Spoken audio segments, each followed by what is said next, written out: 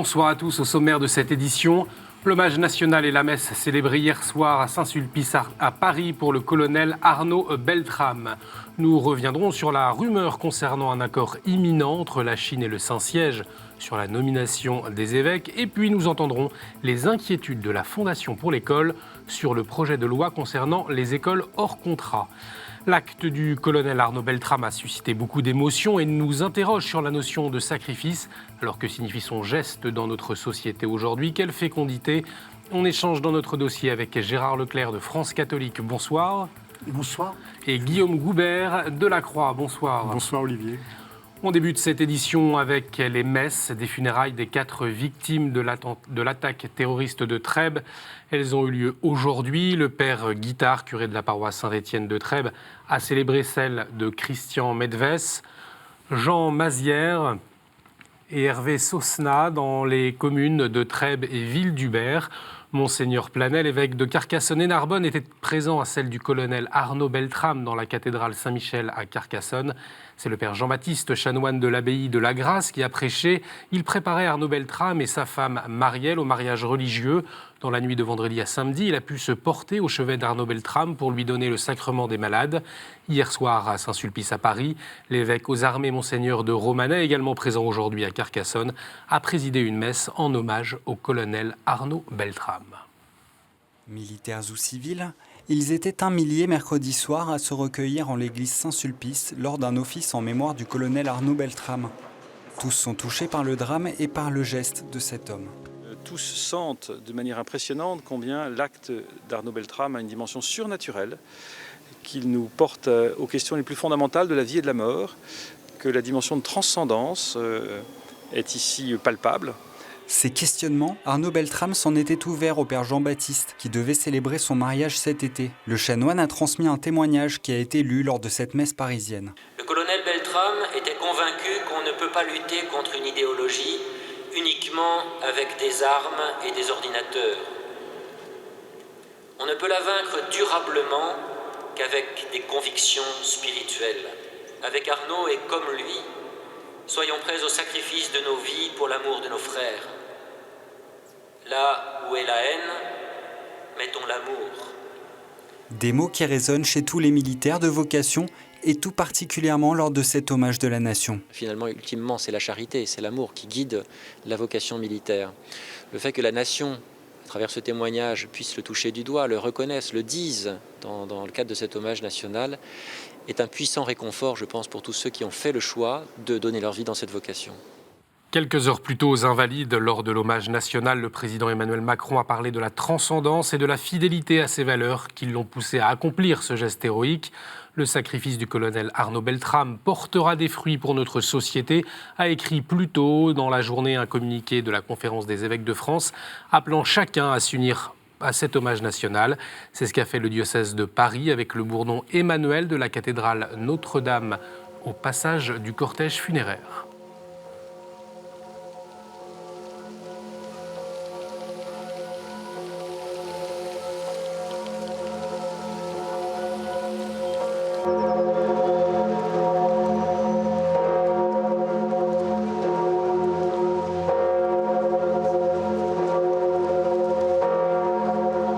C'est une cloche qu'on sonne pour des grands moments, les grands moments parfois tristes comme aujourd'hui, parfois des moments aussi heureux.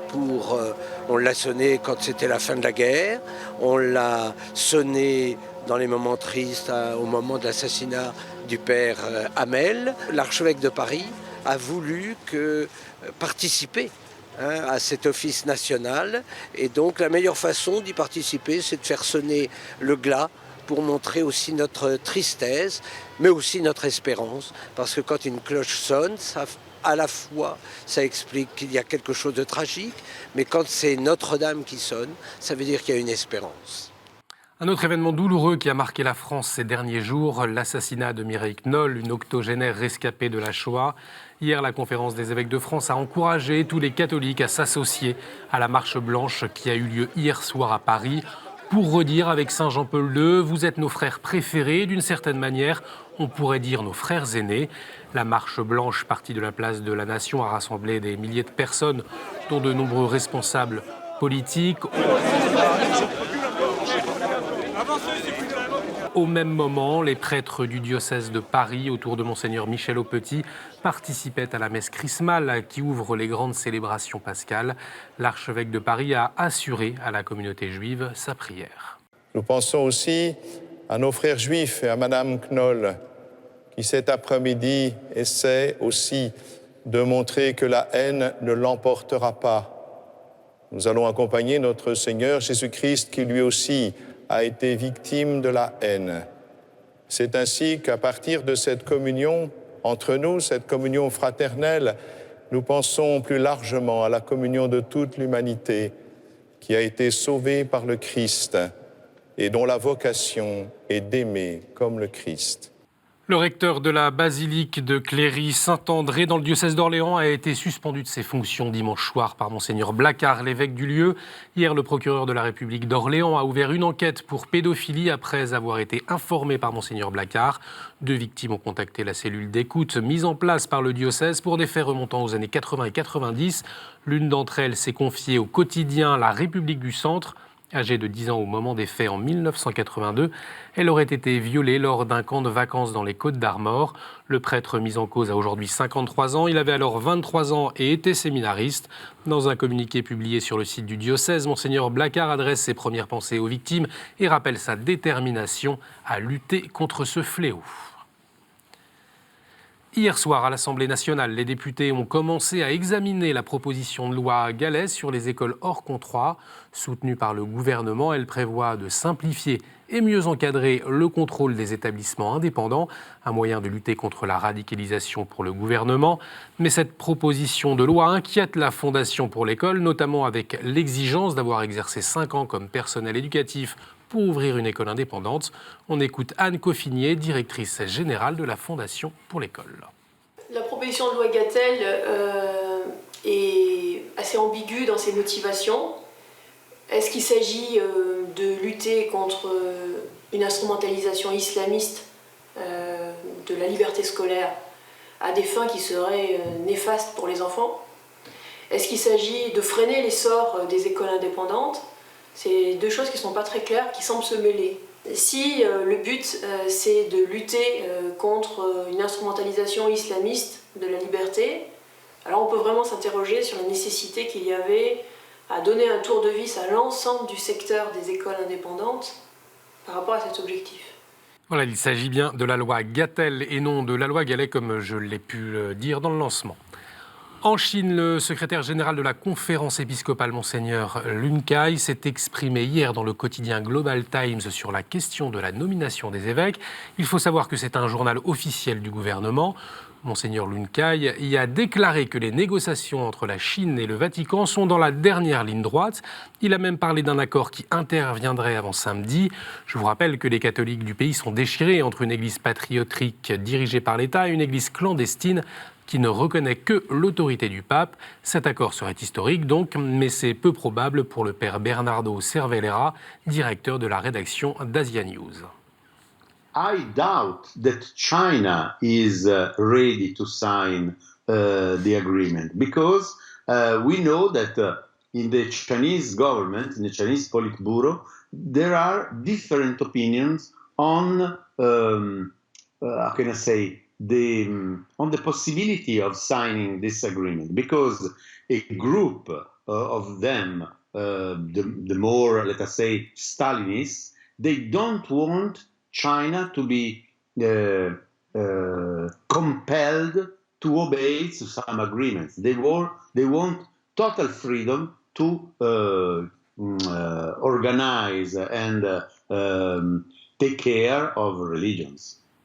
On écoute maintenant l'avis de Monseigneur Collomb, l'évêque de La Rochelle et Sainte était l'ancien supérieur des missions étrangères de Paris.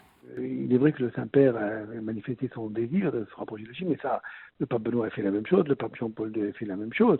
Hein. Est-ce que les Chinois sont aussi désireux de ça? Ça, c'est le mystère. On peut penser qu'ils le sont, parce que avoir des relations diplomatiques avec Rome, avec le Vatican, c'est une reconnaissance morale en quelque sorte. Et la Chine a besoin d'une légitimité morale qu'elle n'a pas. On ne peut que se réjouir de la volonté du Saint-Père de rapprocher la Chine et le Vatican. Paradoxalement, ce sont le plus grand des États et le plus petit des États.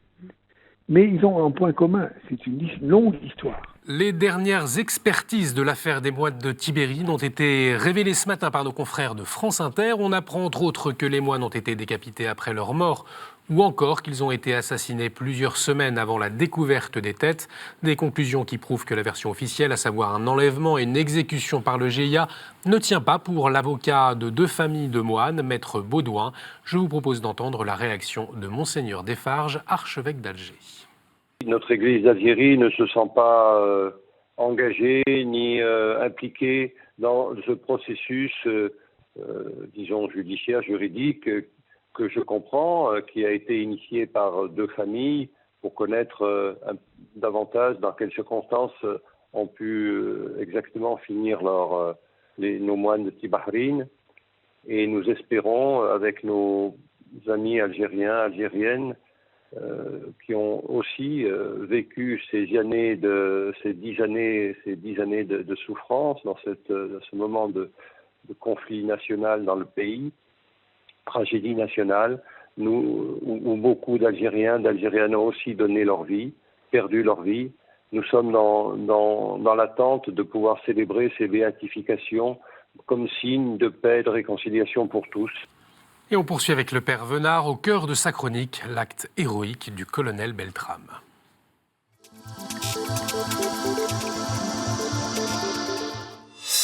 Un héros.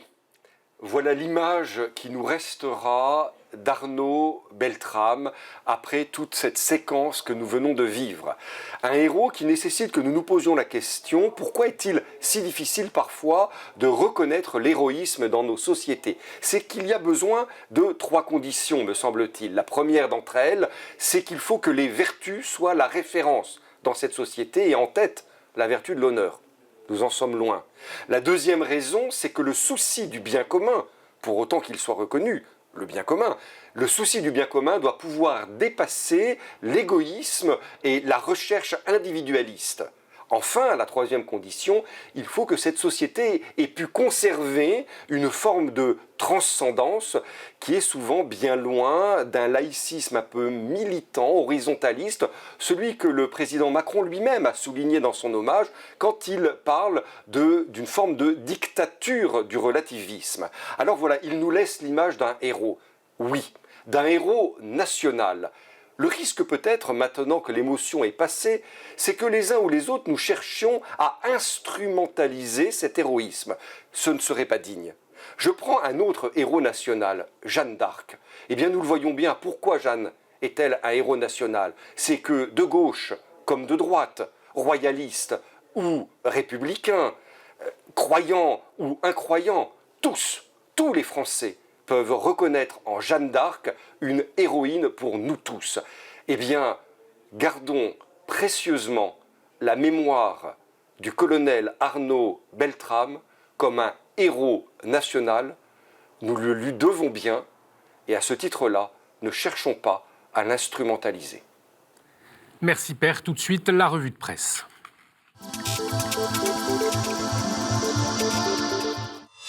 Cette semaine, France catholique consacre 2 pages à Arnaud Beltrame, qui a aimé jusqu'à la fin. C'est le titre de votre éditorial, Gérard Leclerc.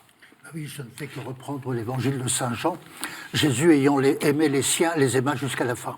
Je pense que c'est une introduction pour méditer le sacrifice du colonel Beltrame. Merci Gérard Leclerc. Arnaud Beltrame également en une de La Vie, où vous retrouvez le témoignage poignant de son épouse Marielle avec cette phrase déjà beaucoup citée: c'est le geste d'un gendarme et le geste d'un chrétien. Pour lui, les deux sont liés, on ne peut pas séparer l'un de l'autre. Famille chrétienne revient également sur l'acte héroïque du colonel. Dans son éditorial, Antoine-Marie Isoard écrit « L'un croyait mourir en héros, l'autre a accompli un geste héroïque. Là où l'un a prétendument donné sa vie en semant la mort, l'autre a trouvé la mort en offrant sa vie. » Pellerin a choisi un verset de l'Évangile selon saint Jean. Pour sa une sur le colonel, il n'y a pas de plus grand amour que de donner sa vie pour ceux qu'on aime. Pour Benoît Fidelin, directeur de la rédaction de Pellerin, c'est lorsque la haine atteint son point culminant que l'amour l'atteint aussi. N'est-ce pas cela le message pascal, ajoute-t-il. Voilà pour votre revue de presse, le colonel Arnaud Beltrame. On en parle tout de suite, c'est le dossier.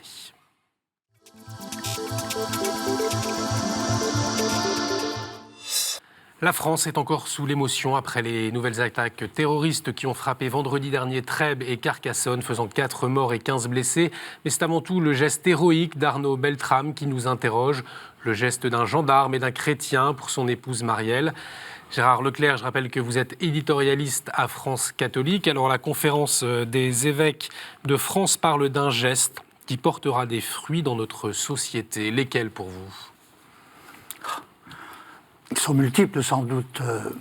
C'était d'abord un homme qui faisait sa tâche de gendarme, qui la faisait avec une conscience absolue, avec le sens du don de soi porté jusqu'à son terme. Et puis aussi, son épouse a associé cette tâche à ses convictions chrétiennes qui étaient très profondes. Et là-dessus, j'ai l'impression qu'il n'y a aucune contestation. J'écoutais même des médias qui n'ont rien de spécifiquement chrétien, étaient particulièrement sensibles à cet aspect des choses. Le don de soi du gendarme correspondait à comment dirais-je, même, disons-le, à l'imitation du Christ, donnant sa vie pour ceux qu'il aime. Guillaume Goubert, je rappelle que vous êtes directeur de la rédaction de La Croix. Dans votre éditorial d'hier, vous écrivez qu'au fond, l'enseignement à tirer, il est assez simple. C'est-à-dire que je pense que le président de la République, hier, dans son discours aux Invalides, a employé un mot qu'on a un petit peu oublié, un peu trop, et qui prenait un retentissement très fort, c'est le mot de civisme. Je pense que nous devons tous réinvestir ce mot et se demander de quelle manière pouvons-nous faire preuve de civisme face à des événements comme ceux-là, face à cette violence. Le colonel Beltrame, comme l'a dit Gérard, a fait son travail avec un calme et une abnégation très très impressionnante. Je pense que tous, là où nous sommes, nous avons finalement à faire ce que nous avons à faire, c'est-à-dire tout un chacun, nous devons continuer à vivre sans peur et sans haine, nous ne devons pas nous plier face à ces menaces. Je pense que nous devons, en tout cas particulièrement pour nous chrétiens, témoigner clairement de ce à quoi nous croyons. C'est là où je dis que c'est assez simple, finalement, ce que notre conscience nous dit de faire dans des circonstances difficiles comme celles que notre pays traverse actuellement, c'est ce qu'il faut faire. Le témoignage de foi, c'est aussi ça que rappelait le père Jean-Baptiste qui a accompagné le colonel Arnaud Beltrame. Et il écrit « On ne peut vaincre les idéologies durablement qu'avec des convictions spirituelles ». Alors c'est aussi un peu ça que nous rappelle l'acte d'Arnaud Beltrame. Oui, le père Jean-Baptiste était particulièrement fondé à donner ce témoignage parce qu'il connaissait le colonel Beltrame depuis très longtemps. Je crois il l'accompagnait depuis 2 ans, je crois, pour cette préparation au mariage. Donc il connaissait vraiment très bien sa personnalité, il connaissait son épouse aussi. Et je pense qu'il était à même de nous dire exactement le fond du cœur de ce personnage étonnant et que la France admire profondément. Et je pense qu'il va rester comme un exemple très très longtemps pour nous. Un exemple et un héros. C'est vrai que ça fait longtemps qu'on n'avait pas entendu ce mot héros. Pour vous, Guillaume Goubert, on a entendu le père Vénard dire ce que représentait un héros pour lui. Pour vous, c'est quoi ?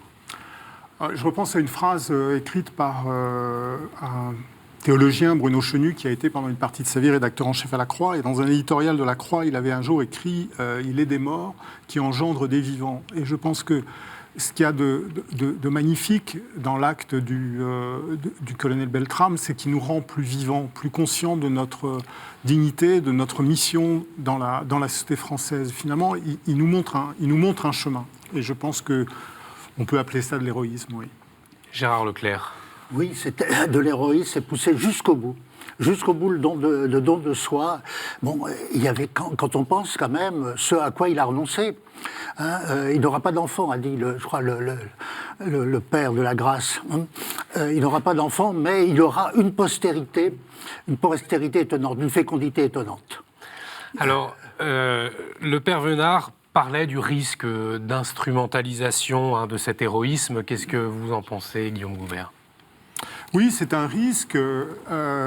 Effectivement, il ne faut pas que cet héroïsme serve à des oppositions trop faciles entre les personnes, entre les religions, c'est sûr. Mais en même temps, ayons en tête que Arnaud Beltrame nous montre quel est le sens véritable du martyr, c'est-à-dire se battre pour la vie et non pas pour engendrer la vie, je me répète, et pas pour engendrer la mort. Et de ce point de vue-là, mais en même temps, il faut se garder de faire de ces événements un étendard, un motif de rejet et un motif de haine.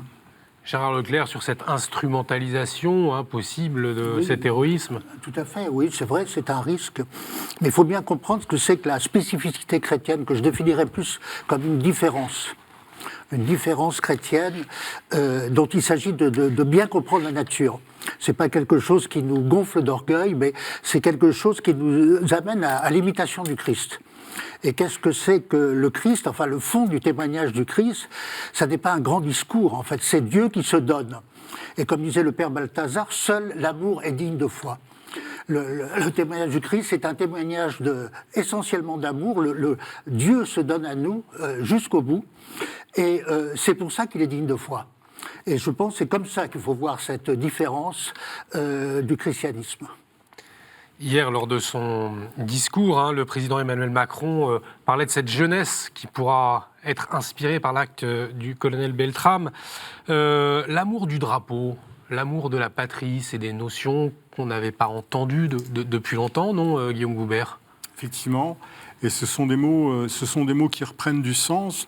Dans la période que nous vivons, il y a eu ces événements de Trèbes, mais il en a été question tout à l'heure dans le journal, mais l'assassinat de cette vieille dame juive, tout cela montre que le pape François parle souvent de la guerre par morceaux, la guerre mondiale par morceaux. À l'échelle de la France, on vit quelque chose comme cela. Et du coup, l'idée, là c'est là où je reviens sur le mot de civisme, l'idée de ce dévouement à l'intérêt de la collectivité et à l'intérêt de la patrie reprend de l'importance, reprend du sens.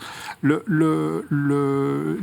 périodes difficiles nous ramènent aux choses les plus importantes. Et je pense qu'il y a des personnes, on avait ressenti ça aussi au moment de l'assassinat du père Hamel. Ces périodes difficiles nous amènent à redécouvrir quels sont nos enracinements, nos fidélités, et à avoir envie de les vivre et de les défendre. Ces fidélités qui émergent pour vous, quelles sont-elles ? Qu'est-ce que vous avez pu observer, Gérard Leclerc ? C'est la fidélité au bien commun, c'est la fidélité, comment dirais-je, à la sécurité, qui est le bien premier qu'apporte un État normalement à ses citoyens. Et je ne pense pas comment dirais-je, qu'il y ait beaucoup de contestations là-dessus. Simplement, ce que je vous ferai remarquer, c'est la gravité de la situation actuelle. Il faut quand même faire très attention à l'ennemi qui est là. Très attention à l'ennemi qui est là. Guillaume Goubert, il nous reste très peu de temps. Peut-être nous cheminons vers Pâques. Est-ce que l'actualité qu'on vient de vivre, elle va vous inspirer aussi dans votre rédaction pour orienter vos articles, pour aider finalement vos lecteurs à vivre ce chemin vers Pâques ? Effectivement, la fête de Pâques nous rappelle que le mal n'a pas le dernier mot. Et je pense que dans cette Semaine Sainte, l'acte du colonel Beltrame nous permet de le croire encore plus que d'habitude. Gérard Leclerc. Le dernier ennemi vaincu, c'est la mort, dit saint Paul, par le Christ. Merci beaucoup Gérard Leclerc, merci beaucoup Guillaume Goubert d'avoir accepté notre invitation. Vous pouvez revoir cette émission sur notre site www.ktotv.com. Réagissez également avec le hashtag à la source. Toute la rédaction de KTO vous souhaite une sainte et joyeuse fête de Pâques. On se retrouve jeudi prochain. Excellente soirée sur KTO.